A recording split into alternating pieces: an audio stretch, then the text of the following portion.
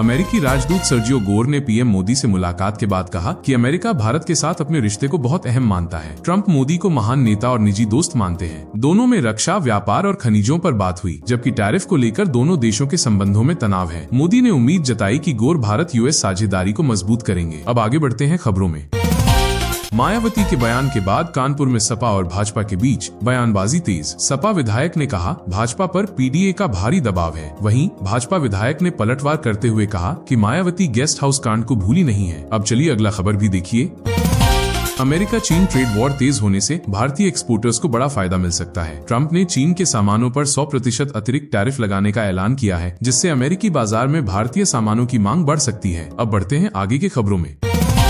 शुभमन गिल ने वेस्टइंडीज के खिलाफ दिल्ली टेस्ट में 10वां शतक 129 तारांकन जड़कर इतिहास रचा। वो WTC में भारत के लिए सबसे ज्यादा शतक लगाने वाले खिलाड़ी बने और बतौर कप्तान एक साल में 5 टेस्ट शतक के विराट कोहली के खास क्लब में भी शामिल हुए। चलिए अब अगला खबर भी देखिए। बिहार चुनाव के लिए बीजेपी ने करीब 60 सीटों पर उम्मीदवारों के नाम तय कर दिए हैं। बाकी 65 सीटों पर एनडीए सहयोगियों जदयू, लोजपा, हम रालोमो के साथ सीट बंटवारे को लेकर दावेदारी के कारण अभी भी फैसला होना बाकी है। इस साल का नोबेल शांति पुरस्कार 2025 वेनेजुएला की लोकतंत्र समर्थक कार्यकर्ता मारिया कोरिना माचाडो को मिला है। उन्होंने अपने देश में लोकतांत्रिक अधिकारों और मानवाधिकारों के लिए शांतिपूर्ण संघर्ष किया है। वहीं अमेरिका के राष्ट्रपति डोनाल्ड ट्रंप नोबेल जीतने की तमाम कोशिशों के बावजूद ये पुरस्कार नहीं जीत पाए। ट्रंप ने भारत पाकिस्तान के बीच सीजफायर और रूस यूक्रेन युद्ध रोकने जैसे कई शांति प्रयासों का दावा किया था, लेकिन नोबेल समिति ने उन्हें नजरअंदाज कर दिया। समिति के अध्यक्ष जॉर्गेन वाटने फ्राइडनेस ने माचाडो को महत्वपूर्ण एकीकृत व्यक्ति बताया है। इस घोषणा से ट्रंप का नोबेल जीतने का सपना टूट गया। अब बढ़ते हैं अगली खबर की ओर। हमास ने मिस्र में होने वाले गाजा शांति समझौते पर दस्तखत करने से मना किया। उन्होंने अमेरिकी राष्ट्रपति ट्रंप के उस प्रस्ताव को बेतुका बताया, जिसमें हमास सदस्यों को गाजा छोड़ने को कहा गया है। इसी बीच अमेरिका से एक दर्दनाक हादसे की खबर आई है।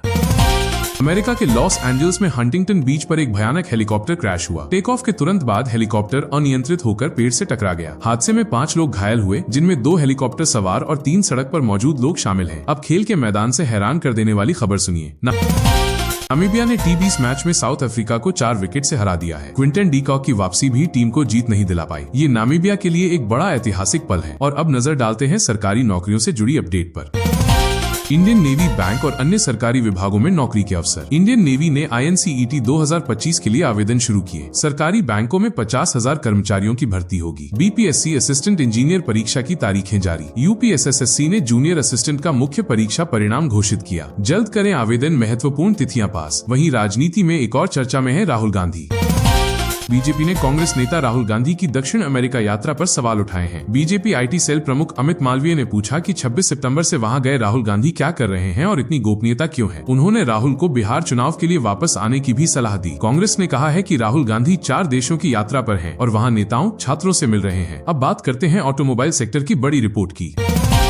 दुनिया में इलेक्ट्रिक वाहनों EV की बिक्री कम हुई, पर भारत में 5 साल में 5 गुना बढ़ी है। बड़ी कार कंपनियां फोर्ड, GM, Hyundai अब EV से ज्यादा पेट्रोल और हाइब्रिड कारों पर ध्यान दे रही हैं। भारत में EV का बाजार अभी भी मजबूत है, पर ग्लोबल ट्रेंड बदल रहा है। और आखिर में दुनिया की 2 बड़ी अर्थव्यवस्थाओं के बीच छिड़ा नया ट्रेड वॉर। अमेरिका ने चीन से आने वाले सामानों पर 1 नवंबर से 100% अतिरिक्त टैरिफ लगाने का ऐलान किया है, जिससे दोनों देशों के बीच व्यापार युद्ध, ट्रेड वॉर तेज हो गया है। चीन ने इसे मनमाना दोहरा मापदंड बताते हुए जवाबी कार्रवाई की चेतावनी दी है और कहा है कि वो लड़ने से नहीं डरता। ये फैसला चीन के रेयर अर्थ मिनरल्स के निर्यात नियंत्रणों के जवाब में लिया गया है। इस तनाव से वैश्विक बाजार और भारत के निर्यात पर असर पड़ सकता है। अब बढ़ते हैं आगे की खबरों में। रूस ने अमेरिका से यूक्रेन को टॉमहॉक मिसाइलें मिलने की खबर पर गहरी चिंता जताई है। क्रेमलिन ने कहा कि ये स्थिति युद्ध को बहुत खतरनाक मोड़ पर ले जा रही है। टॉमहॉक मिसाइल की रेंज 2500 किलोमीटर तक है, जिससे यूक्रेन मॉस्को तक हमला कर सकता है। रूस को डर है कि इनमें से कुछ परमाणु हथियार भी ले जा सकती हैं। अमेरिकी राष्ट्रपति डोनाल्ड ट्रंप ने कहा है कि वो मिसाइलें देने से पहले यूक्रेन के प्लान को जानेंगे, ताकि युद्ध और न बढ़े। रूसी राष्ट्रपति व्लादिमीर पुतिन ने चेतावनी दी है कि अगर यूक्रेन को ये मिसाइलें दी गयी तो ये युद्ध का एक नया खतरनाक चरण होगा। उन्होंने कहा कि अमेरिका की मदद के बिना इनका इस्तेमाल संभव नहीं है। ऑपरेशन ब्लू स्टार पर कांग्रेस नेता पी चिदम्बरम के बयान से विवाद खड़ा हो गया है। उन्होंने कहा कि 1984 में स्वर्ण मंदिर में सैन्य कार्रवाई का तरीका गलत था, जिसकी कीमत इंदिरा गांधी को अपनी जान देकर चुकानी पड़ी। हालांकि उन्होंने ये भी कहा कि ये फैसला अकेले इंदिरा गांधी का नहीं था, बल्कि सेना, पुलिस और खुफिया विभागों का संयुक्त निर्णय था। उनके इस बयान पर बीजेपी ने कांग्रेस पर निशाना साधा है। वहीं कांग्रेस के ही कुछ नेताओं ने चिदम्बरम की आलोचना की है। शिरोमणि गुरुद्वारा प्रबंधक कमेटी SGPC ने भी चिदम्बरम के साझा फैसला वाले बयान पर ऐतराज जताया है। लेकिन अब बढ़ते हैं यूपी की सियासत की ओर, जहां एक बड़े नेता को फिर मिली सुरक्षा। समाजवादी पार्टी नेता आजम खान को वाई श्रेणी की सुरक्षा फिर से मिली। 23 महीने जेल से बाहर आने के बाद अब उनके साथ गनर सशस्त्र सुरक्षा कर्मी तैनात रहेंगे। इससे पहले उनकी सुरक्षा हटा ली गई थी। वहीं अयोध्या से आई एक चौंकाने वाली खबर ने सबको हिला दिया।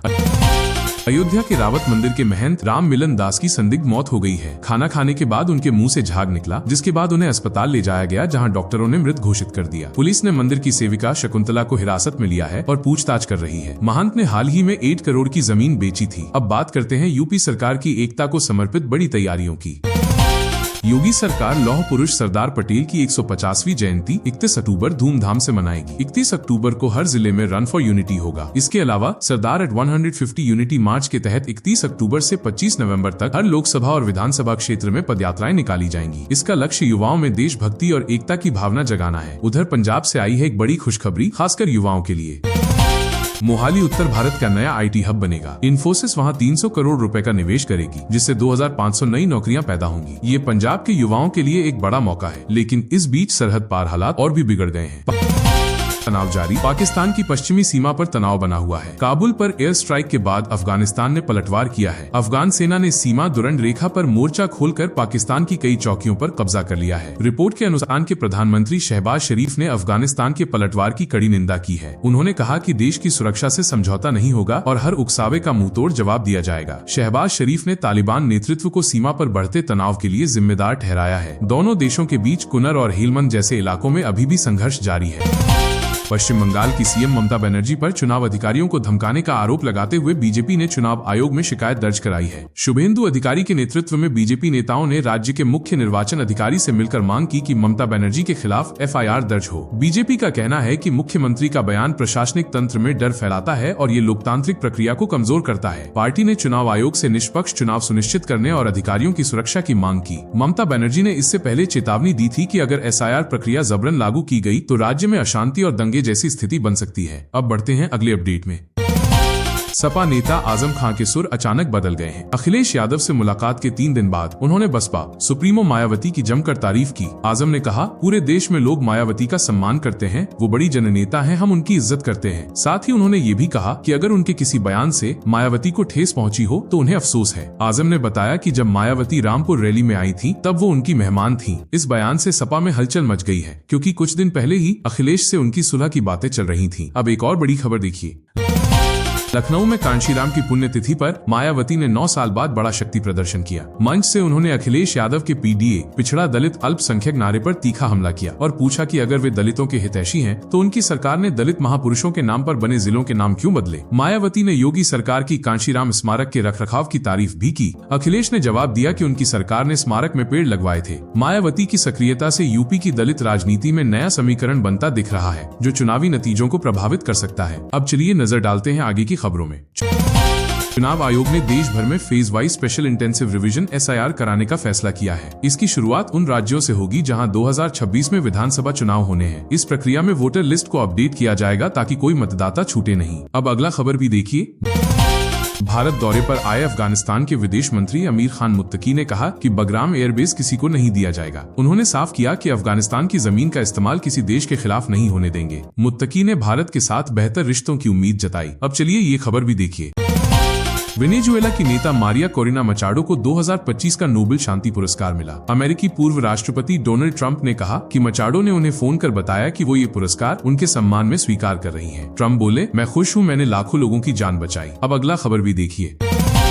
2027 के चुनाव से पहले सिद्धू परिवार फिर सियासत में सक्रिय हो गया है। नवजोत सिंह सिद्धू ने प्रियंका गांधी से मुलाकात की और नए सफर की शुरुआत बताई। उनकी पत्नी डॉक्टर नवजोत कौर सिद्धू ने अमृतसर पूर्वी से दोबारा चुनाव लड़ने का ऐलान किया है। CM भगवंत मान ने उन्हें शुभकामनाएं दी। अब चलिए आगे की खबरों में बढ़ते हैं।